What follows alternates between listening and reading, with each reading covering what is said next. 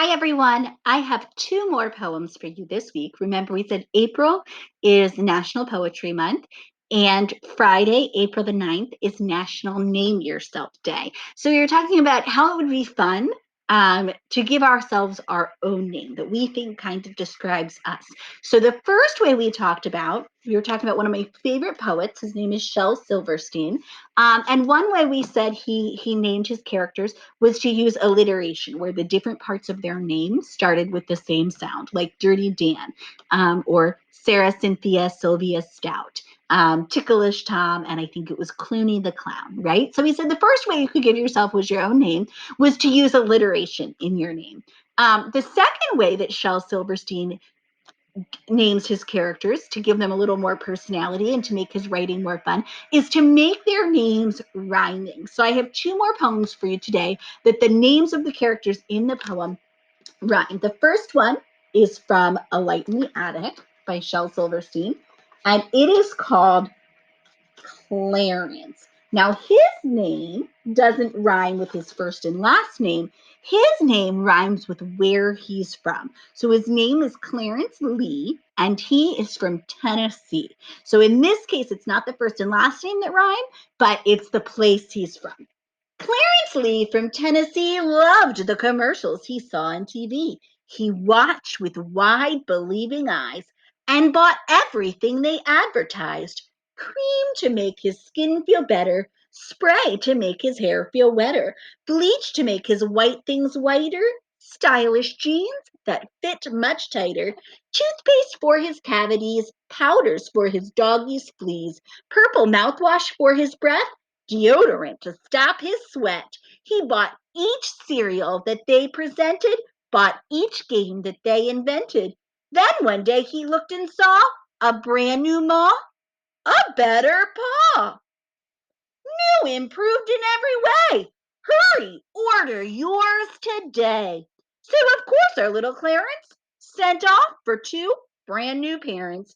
The new ones came in the morning mail. The old ones he sold at a garage sale. And now they're all doing fine. His new folks treat him sweet and kind. His old ones work in an old coal mine.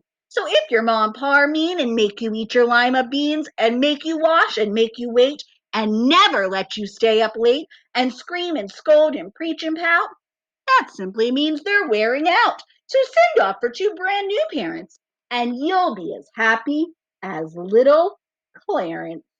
The end. Now, do you think that Shel Silverstein's poems are fiction or nonfiction? Yeah, they're fiction, they're make believe, right? So they're just silly and for fun.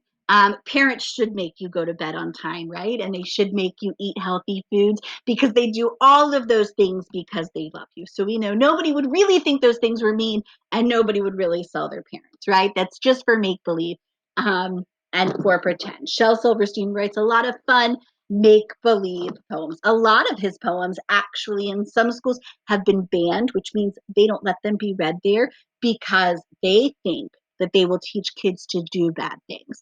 But we know, right, that just because a silly character in a book does it does not mean that we do it. We should listen to our parents. We should go to bed on time. We should eat all of the healthy food. We should clean up after ourselves and take the garbage out, right? All of those things. If anything, we should learn I don't want to be like Dirty Dan, right? I don't want to be the one that the flies buzz around. I need to take a shower. I don't want to be like Sarah Cynthia Sylvia Stout. I don't want garbage to pile up in my house. So when mom tells me to take out the garbage, I'm going to take out the garbage, right? My last poem for you today is another one where the name rhymes. Um, and this time his first and his last name rhyme. This one only has a little teeny illustration, and it's called Hungry Mungry. Hungry Mungry sat at supper, took his knife and spoon and fork, ate a bowl of mushroom soup, ate a slice of roasted pork, ate a dozen stewed tomatoes, 27 deviled eggs, 15 shrimps, 9 baked potatoes, 32 fried chicken legs, a shank of lamb, a boiled ham, 2 bowls of grits, some black-eyed peas, 4 chocolate shakes, 8 angel cakes, 9 custard pies with Munster cheese, 10 pots of tea, and after he had eaten that, he poured some broth on the tablecloth, and he ate the kitchen table. His parents said, "Oh, Hungry Mungry, stop these silly jokes." Mungry opened up his mouth and gulp, he ate his folks. And then he went and ate the house, all the bricks and wood. And then he ate up all the people in the neighborhood. Up came 20 angry policemen shouting, "Stop!" and cease. Mungry opened his mouth and gulp, he ate the police. Soldiers came with tanks and said, Mungry, "They can't harm me." He just smiled and licked his lips, and he ate the U.S. Army. The president sent all his bombers. Mungry was still calm, put his head back, gulped the planes, and gobbled up the bomb. He ate the town and he ate the city. He ate and ate and ate. And then he said, "I think I'll eat the whole United States."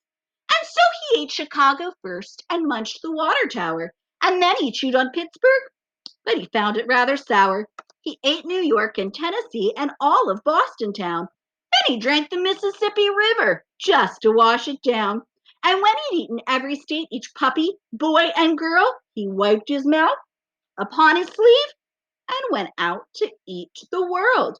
He ate the Egypt pyramids and every church in Rome, and all the grass in Africa and all the ice in Nome. He ate each hill in the Queen Brazil, and then to make things worse, he decided that for dessert, he'd eat the universe. He started with the moon and stars, and soon as he was done, he gulped the clouds and sipped the wind and gobbled up the sun.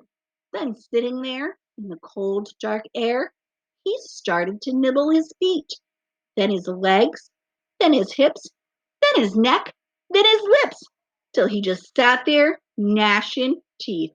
'Cause nothing was nothing, was nothing, was nothing, was nothing left to eat. The end. So your second choice this week is you can make up a name for yourself that rhymes, that describes yourself. Like maybe if your name was Sally, maybe you would be, or not Sally, maybe if your name was Billy, you could be Silly Billy, right? Maybe you're really silly. Whatever it is that rhymes that you think describes you. That's choice number 2. I miss you guys all. I hope you're staying safe and healthy, and I cannot wait until we are back together soon.